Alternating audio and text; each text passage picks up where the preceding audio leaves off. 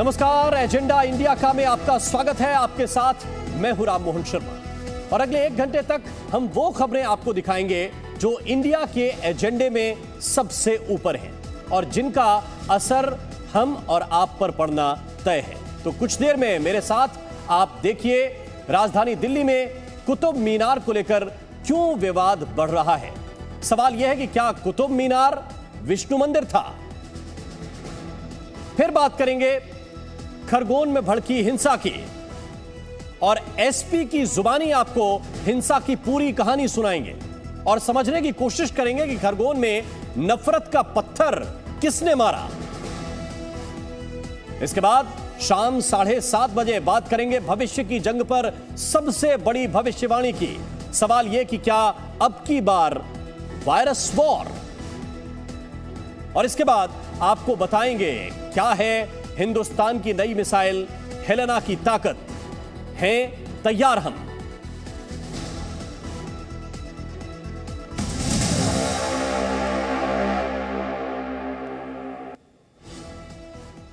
तो कुतुब मीनार या विष्णु मंदिर? राजनीति की गलियों से होता हुआ अब यह मामला कोर्ट की दहलीज तक पहुंच गया है। राजधानी दिल्ली में यह नई रार छिड़ी है विश्व हिंदू परिषद ने और इसको लेकर दिल्ली की साकेत कोर्ट में अर्जी भी लगाई गई थी। याचिका में कुतुब मीनार परिसर में बिखरी मूर्तियों की स्थापना, पूजा और कब्जे की मांग की गई थी। फैसला आना बाकी है, लेकिन फिलहाल साकेत कोर्ट ने एएसआई के सुझाव के उलट मूर्तियों को परिसर में ही रखने का आदेश दिया है।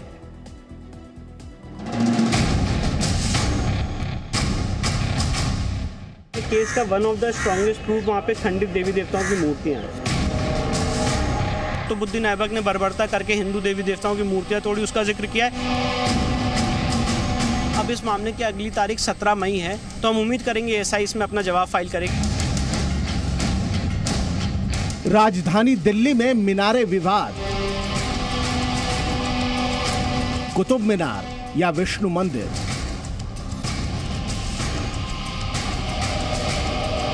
बहस पुरानी है, विवाद नया है, दलील भी वही है पर दंगल नया है। मथुरा काशी तो रार की झांकी है, कुतुब मीनार भी बाकी है। भगवान गणेश, भगवान विष्णु, भोलेनाथ, भगवान सूर्य और बजरंगबली की इन मूर्तियों से दिल्ली की राजनीति में नई खलबली पैदा करने की कोशिश शुरू हो चुकी है। कुतुब मीनार में बनी कुब्बतुल इस्लाम मस्जिद में हिंदू देवी देवताओं की इन मूर्तियों को आधार बनाकर कुतुब मीनार परिसर में हिंदू देवी देवताओं की दोबारा स्थापना और पूजा अर्चना के अधिकार की मांग की गई है। दलील ये भी है कि मस्जिद के बाहर लगे एएसआई के बोर्ड पर भी 27 हिंदू और जैन मंदिरों को तोड़कर मस्जिद बनाने की बात लिखी गई है, इसलिए इस पर हिंदुओं का अधिकार स्वतः सिद्ध हो जाता है। पूजा अर्चना की मांग के लिए हमने हिस्टोरिकल रिकॉर्ड दिया, जिसमें इब्ने बतूता ने, जो इल्तुतमिश ने और कुतुबुद्दीन ऐबक ने वहाँ बर्बरता की, उसका जिक्र किया है। एएसआई की खुद की किताब का जिक्र किया है, जिसमें एएसआई ने लिखा है कि वहाँ पे 27 जैन मंदिर, हिंदू मंदिर को तोड़ के बनाई गई। उस इंस्क्रिप्शन का जिक्र किया है जो उस मस्जिद को, सो कॉल्ड मस्जिद के अंदर है, कुव्वतुल इस्लाम मस्जिद के अंदर, जहाँ पे लिखा हुआ है कि इसको 27 जैन मंदिर, हिंदू मंदिर को तोड़ के बनाया गया। हमने उस आयरन पिलर का भी जिक्र किया है जो कुतुब मीनार कॉम्प्लेक्स में पीछे की तरफ है, जिसमें पाली भाषा में गरुण ध्वज और विष्णु स्तंभ और भगवान और जितने हिंदू देवी देवता हैं और जो हिंदू राजा उनके संदेश लिखे हुए हैं। तो ये सारी बातें हैं, ये सारा प्रूफ है हमारा कोर्ट के सामने। विवाद बढ़ चुका है, अदालत तक पहुंच चुका है, फैसला आना बाकी है। इस बीच नेशनल मॉन्यूमेंट अथॉरिटी की ओर से संस्कृति मंत्रालय में चिट्ठी लिखकर गणेश जी की मूर्तियों को वहां से हटाने की मांग की गई, लेकिन याचिकाकर्ता ने इसका विरोध किया और मूर्तियों को कुतुब मीनार परिसर में ही उचित स्थान पर रखने की मांग की। और अब अपने अंतरिम आदेश में साकेत कोर्ट ने भी साफ कर दिया है कि सुनवाई पूरी होने तक मूर्तियां जहां हैं वहीं रहेंगी। याचिकाकर्ता इसे बड़ी कामयाबी के तौर पर देख रहे हैं। हमारे केस का one of the strongest proof वहाँ पे खंडित देवी देवताओं की मूर्तियाँ हैं और हमने ये कहा है नेशनल मॉन्यूमेंट अथॉरिटी के लेटर का हमने पूर्णतः विरोध नहीं किया है। वहाँ से अगर मूर्तियाँ हटाई जाएंगी तो उसका हमारे सूट पे प्रभाव पड़ेगा, इसलिए आज कोर्ट ने एएसआई को डायरेक्ट किया है कि वो कोई भी मूर्तियाँ नहीं हटाएंगे और स्टेटस को मेंटेन रखेंगे। ये पहली बार नहीं है जब इस विवाद को हवा देने की कोशिश की जा रही है। पिछले साल दिल्ली के एक दीवानी अदालत में भी याचिका दाखिल की जा चुकी है। हालांकि कोर्ट ने तब याचिका ये कहते हुए खारिज कर दी कि अतीत की गलतियों के कारण वर्तमान में शांति भंग नहीं की जा सकती, जिसके बाद साकेत कोर्ट में अर्जी लगाई गई। कुव्वत उल इस्लाम मस्जिद के बाहर लगा सरकारी बोर्ड ही बताता है कि इसे 27 हिंदू और जैन मंदिरों को तोड़कर बनाया गया था। याचिकाकर्ता का भी एक कहना था कि चूंकि मस्जिद परिसर के अंदर हिंदू देवी देवताओं की मूर्तियों की पुनर्स्थापना और उनके पूजा अर्चना का अधिकार दिए जाने की मांग वाली याचिका अभी कोर्ट में पेंडिंग ही है, लिहाजा इस बीच मूर्तियों को वहां से हटाकर किसी दूसरी जगह ले जाना ठीक नहीं रहेगा। कोर्ट ने भी इन दलीलों से सहमति जताते हुए फिलहाल भगवान गणेश की मूर्तियों को वहीं पर ही रखे जाने का आदेश दिया है। कैमरा पर्सन बलवंत सिंह के साथ अरविंद सिंह, जी मीडिया।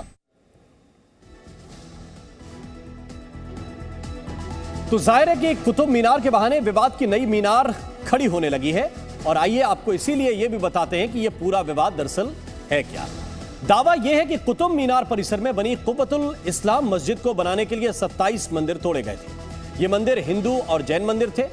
कुतुब मीनार परिसर में आज भी इसके अवशेष मौजूद हैं। परिसर में भगवान गणेश, भगवान विष्णु, भगवान शिव, देवी गौरी की मूर्तियां मौजूद हैं, तो वहीं हनुमान जी, भगवान सूर्य की मूर्ति के अवशेष भी वहां पर हैं। तीर्थंकर ऋषभदेव की मूर्ति भी मौजूद है, और इतना ही नहीं, दलील यह भी दी जाती है कि कुतुब मीनार दरअसल विष्णु स्तंभ है। और अब बात करेंगे खरगोन में रामनवमी के दिन हुई हिंसा की।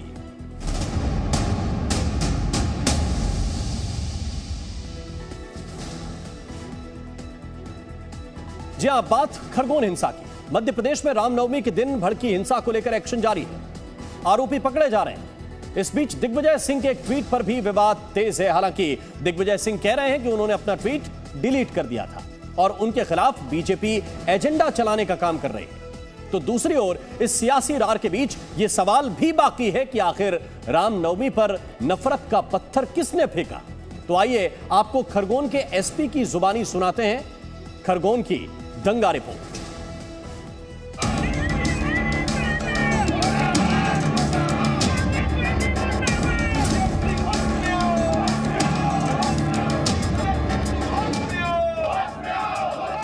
मध्य प्रदेश के सतना की सड़क पर यह बीजेपी युवा मोर्चा का मार्च है।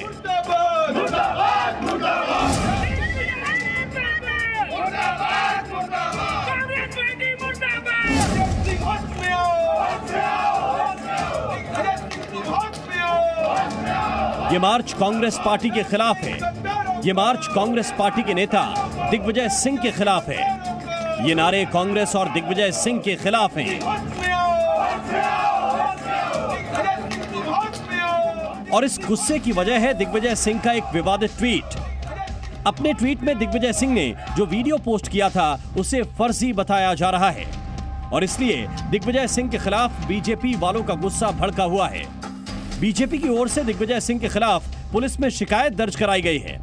हालांकि दिग्विजय सिंह कह रहे हैं कि उन्होंने ट्वीट डिलीट कर दिया था और उनके खिलाफ एजेंडा चलाया जा रहा है। प्रेम, सद्भाव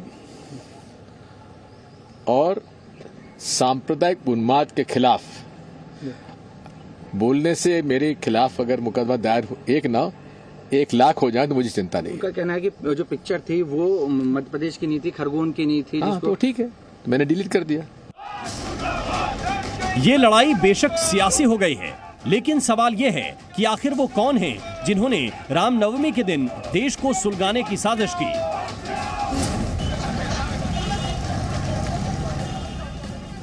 रामनवमी के मौके पर खरगोन में शोभा यात्रा के दौरान जो कुछ हुआ, उसके बाद कई शहरों में कर्फ्यू लगा दिया गया।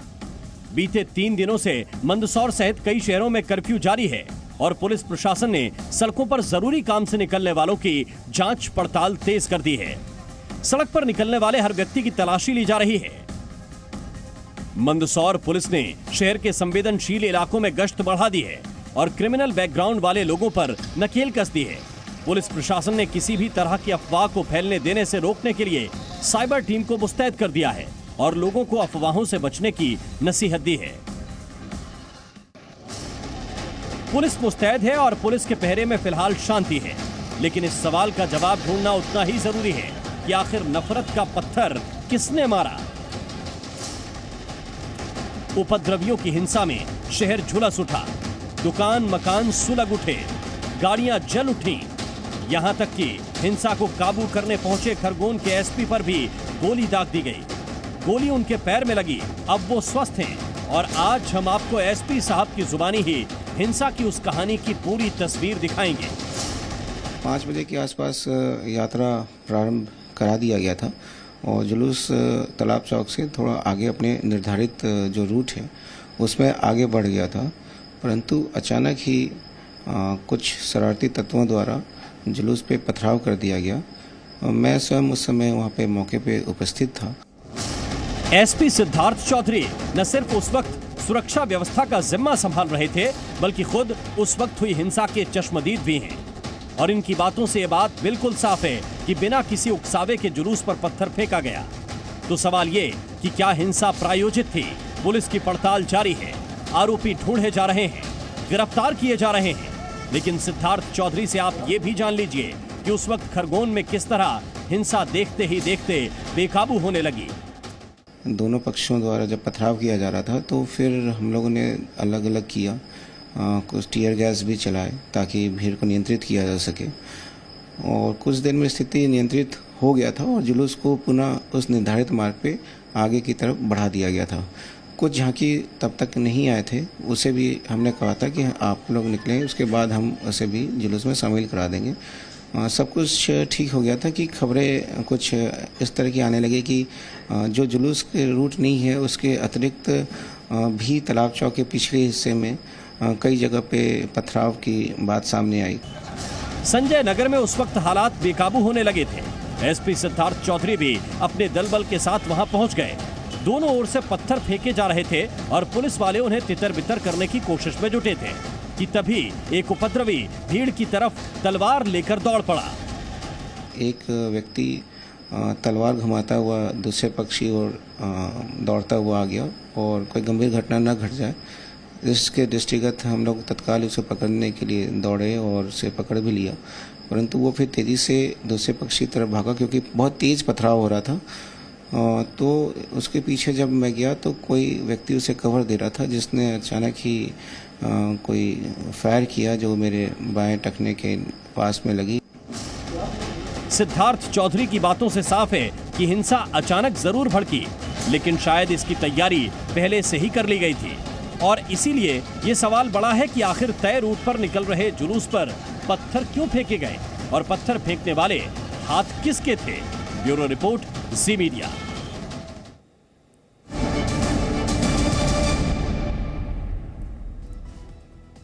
और अब बात अजान की। महाराष्ट्र में लाउड स्पीकर से अजान देने को लेकर मामला अब एक कदम और आगे बढ़ गया है। एमएनएस सुप्रीमो राज ठाकरे ने मस्जिदों को 20 दिन का वक्त दे दिया है। राज ठाकरे ने अल्टीमेटम दिया है कि अगर 3 मई तक मस्जिदों से लाउड स्पीकर से अजान देना बंद नहीं हुआ तो वो मस्जिदों के सामने हनुमान चालीसा का पाठ करवाएंगे। राज ठाकरे की अजान पॉलिटिक्स पर शिवसेना ने पलटवार किया है।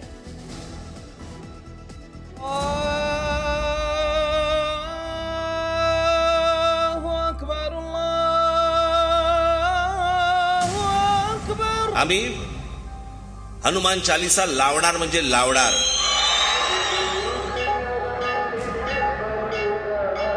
बीजेपी ने उनको छूट दी है, अभय दिया है, उसके बाद ये भोंगा शुरू हुआ। हम हमारे स्क्रिप्ट राइटर है और हम ही उसके कलाकार हैं।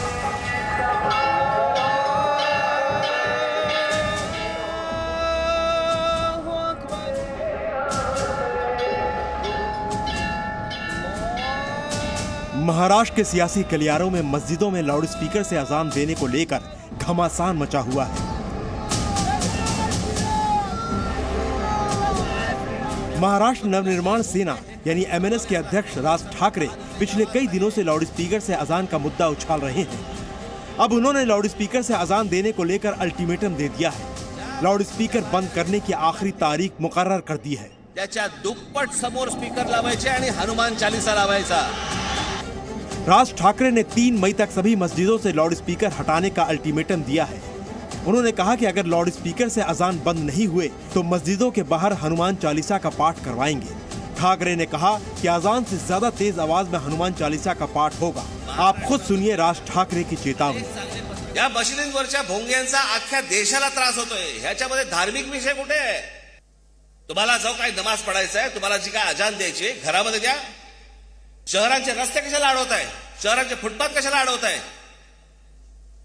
आणि जर सांगून जर समजा तुम्हाला समजत नसेल की हे भोंगे खाली उतरवा, तुम्ही आम्हाला विनाकारण त्रास देऊ नका, हे जर नीट सांगून समजत नसेल तर तुमच्या मशिदीच्या बाहेर आम्ही हनुमान चालीसा लावणार म्हणजे लावणार. लागणारे भोंगे आहेत, हे भोंगे देखील. राज ठाकरे ने 3 मई तक का अल्टीमेटम दिया है. 3 मई को ही ईद मनाई जा सकती है. यानी राज ठाकरे ने रमजान के बचे बाकी दिनों में लाउड स्पीकर से अजान देने पर छूट दे दी है. लेकिन शिवसेना राज ठाकरे की अजान पॉलिटिक्स के पीछे बीजेपी का हाथ बता रही है. शिवसेना का आरोप है कि 2019 के लोकसभा चुनाव से पहले राज ठाकरे बीजेपी और प्रधानमंत्री मोदी पर निशाना साधते थे. हनुमान चालीसा लावणार म्हणजे लावणार. लेकिन जब से उन्हें ईडी का नोटिस मिला है तब से उनके सुर बदल गए हैं और अब वो बीजेपी के लाउड स्पीकर बन गए हैं. बीजेपी की लिखी स्क्रिप्ट पर राज ठाकरे काम कर रहे हैं. बीजेपी ने उनको छूट दी है, अभय दिया है, उसके बाद ये भोंगा शुरू हुआ. 1.5 साल तक इस पार्टी का भोंगा बंद था और हिंदुत्व के बारे में हमें कोई चिकाने की ज़रूरत नहीं है. हिंदुत्व शिवसेना के खून में है, रगों रगों में बहता है. और जब भी हिंदुत्व के ऊपर हमला हुआ है तो बीजेपी और ये बीजेपी के नए भोंगे सामने नहीं थे. सर्वांना या गोष्टींचा सकाळी त्रास होतो. लेकिन बीजेपी ने शिवसेना के आरोपों को सिरे से खारिज कर दिया. बीजेपी ने कहा कि लाउड स्पीकर से अजान का मुद्दा तो वो एमएनएस से पहले से ही उठाती आ रही है. बीजेपी खुद स्क्रिप्ट लिखती है और एक्टिंग भी खुद करती है, बाहर से कलाकार इंपोर्ट नहीं करती. तो मुझे ऐसा लगता है कि राज ठाकरे जी को अभी भारतीय जनता पक्ष की भूमिका पसंद आने लगी है. अभी वो कितना देर तक पसंद आती है वो सवाल उनको पूछना चाहिए. नहीं, लेकिन उस पर निशाना तो बीजेपी पर साधा जा रहा है ना कि स्क्रिप्ट राइटर वो है और बीएमसी के मद्देनजर हम हमारे स्क्रिप्ट राइटर है और हम ही उसके कलाकार है. मैं कलाकार इतना अच्छा दिखता नहीं होगा आपको, हमको अलग बाहर से कलाकार लेना पड़ता है. हमको इधर उधर से किराए पे कलाकार लाने की जरूरत नहीं. और हमारी स्क्रिप्ट क्या बाजार में लेके खड़े नहीं रहते हम लोग, तू भी ले तू भी ले तू भी ले. हमारा स्क्रिप्ट हम ही पढ़ते हैं, इसलिए तो हम इधर बैठे. जिसको हमारी स्क्रिप्ट पसंद है वो हमारे हिसाब से पीछे पीछे आते. अजान पर सियासी टकराव के बीच मुस्लिम धर्मगुरुओं का भी बयान आया है. उनका कहना है कि ध्वनि प्रदूषण का मुद्दा सिलेक्टिव नहीं हो सकता है, नियम सभी पर लागू होने चाहिए. असल में भविष्य में होने वाली जंग तकनीक पर टिकी हुई है और इसी तकनीक का इस्तेमाल करते हुए वैज्ञानिकों ने तैयार की है हाइपरसोनिक मिसाइल. आपको दिखाते हैं कि भविष्य के युद्ध में घातक हथियार के तौर पर इस्तेमाल की जा सकने वाली हाइपरसोनिक मिसाइल किस तरह से काम करती है. तो जरा आप ये जानिए. दरअसल हाइपरसोनिक मिसाइल सबसे आधुनिक मिसाइल तकनीक है. यह मिसाइल आवाज की गति से 5 गुना तेज रफ्तार से उड़ान भरती है. बैलिस्टिक मिसाइल के उलट पहले हाइपरसोनिक मिसाइल अंतरिक्ष में जाती है और इसके बाद अंतरिक्ष से अपने लक्ष्य की ओर बढ़ती है.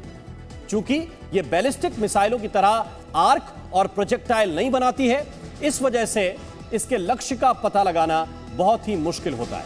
ऐसे में यह एंटी मिसाइल डिफेंस सिस्टम की पकड़ में नहीं आती है. यही नहीं, लॉन्चिंग के बाद इसकी दिशा भी बदली जा सकती है. यह मिसाइल वायुमंडल में हाइपरसोनिक स्पीड से ग्लाइड करती है और ज्यादातर वायुमंडल के बाहरी हिस्से से ही अपना रास्ता तय करती है.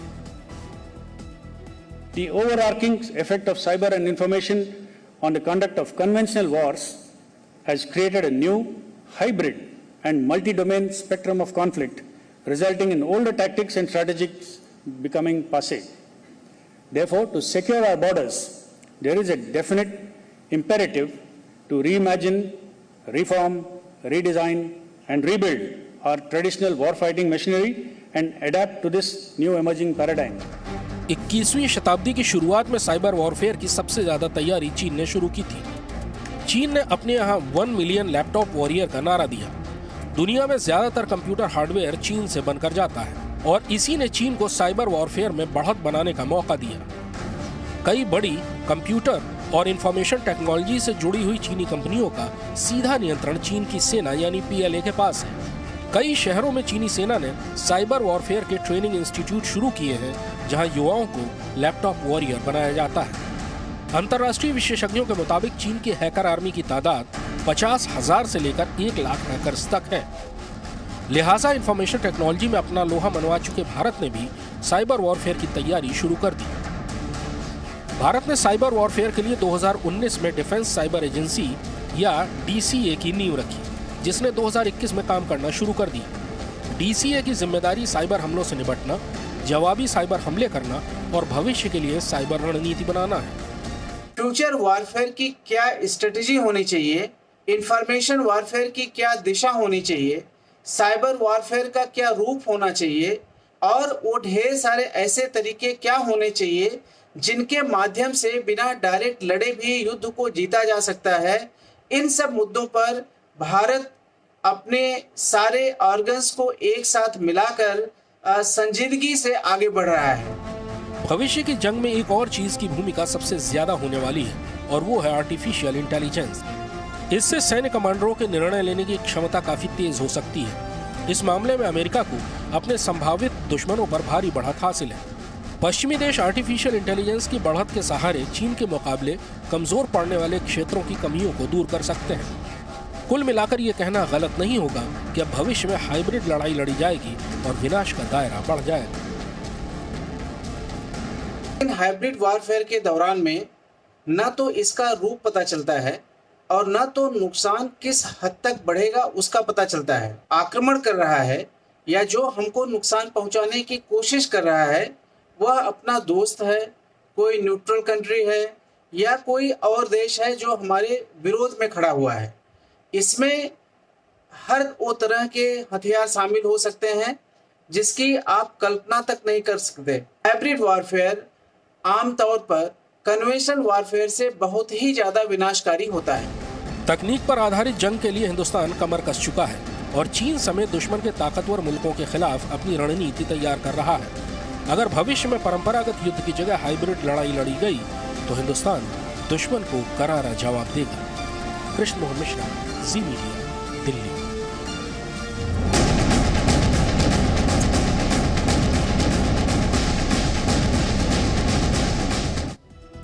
और भारत खुद को भविष्य की लड़ाई के लिए तैयार कर रहा है। इसके लिए बहुत जरूरी है कि भारत आत्मनिर्भर बने। भारत खुद हथियार बनाए, टैंक बनाए, मिसाइल्स भी बनाए। और इसके लिए भारत में शुरुआत पहले ही हो चुकी थी और अब इसके रिजल्ट भी मिलने लगे हैं। दिखाते हैं ये रिपोर्ट।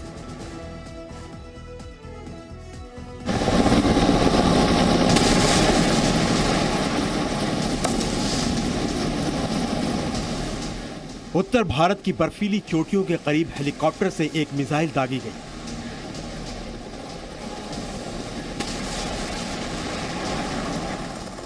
ये एक एंटी टैंक गाइडेड मिसाइल थी। ये मिसाइल एक बार अपने लक्ष्य की तरफ निकलती है तो फिर निशाना नहीं चूकती।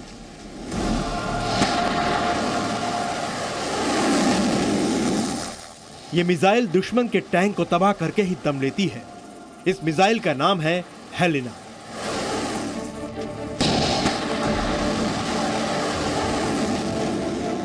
दो दिन में दूसरी बार हेलेना मिसाइल का परीक्षण किया गया।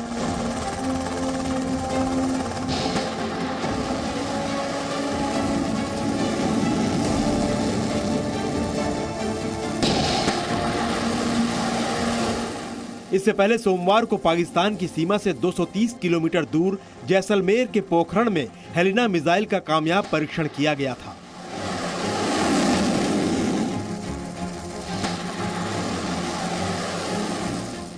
इसके बाद मंगलवार को ऊंचाई वाले इलाके से ध्रुव हेलीकॉप्टर के जरिए हेलेना को लॉन्च किया गया।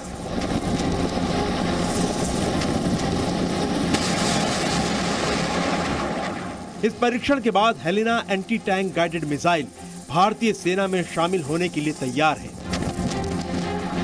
एंटी टैंक गाइडेड मिसाइल ऐसा रॉकेट होता है जिसे गाइड करके निशाने पर साधा जाता है, यानी ये खुद ही लक्ष्य को तलाश कर नष्ट कर देता है। हेलेना मिसाइल दरअसल एंटी गाइडेड टैंक मिसाइल नाग ही है। नाग मिसाइल को किसी गाड़ी या कंधे पर रखकर दागा जा सकता है। जब इसे हेलीकॉप्टर से दागा जाता है तो ये हेलिना बन जाती है। यानी हेलीकॉप्टर का हेली और नाक का ना से बनता है हेलिना। हेलिना सभी मौसम में दिन रात कभी भी निशाना साधने में सक्षम है और ये मिनटों में युद्धक टैंकों को नष्ट कर सकता है। इस इंफ्रारेड मिसाइल को डीआरडीओ ने विकसित किया है। इस मिसाइल से दुश्मन के टैंक को मौका ही नहीं मिलता है। हेलिना की मारक क्षमता 7 किलोमीटर है। इसकी रेंज 500 मीटर से 20 किलोमीटर तक की है। ये 828 किलोमीटर प्रति घंटे की रफ्तार से चलती है। Helina fire and forget mode पर यानी दागो और भूल जाओ के सिद्धांत पर काम करती है। चीन के साथ एलएसी पे चल रहे तनाव के बीच आने वाले वक्त में हेलिना की भूमिका अहम रहने वाली है। इसे भारत के लिए बड़ी कामयाबी माना जा रहा है। अब भारत को एंटी गाइडेड टैंक मिसाइल के लिए दूसरे देशों पर निर्भर नहीं रहना पड़ेगा।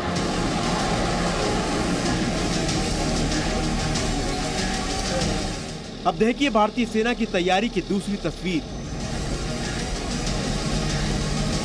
भारतीय सेना के जखीरे में एक नई बख्तरबंद गाड़ी आई है।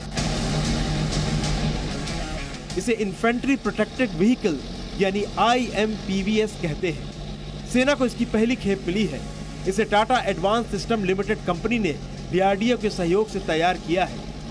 आर्मी चीफ जनरल नरवणे ने खुद MVS का जायजा लिया। इसे हाई एल्टीट्यूड कॉम्बैट व्हीकल भी कहते हैं। यह ऊंचाई वाले इलाकों और रेगिस्तान दोनों में काम करता है। पहाड़ी इलाकों और रेगिस्तान दोनों ही जगहों पर इसका कामयाब ट्रायल किया गया है। इसका टारगेट रेंज 20 किलोमीटर है। कंपनी इसे एक्सपोर्ट भी करेगी। 10 IMMPV को लद्दाख जैसे ऊंचाई वाले क्षेत्र में तैनात किया जा सकता है। Bureau report, ji media. Presenting B News app, available on Google Play and App Store. Download it now.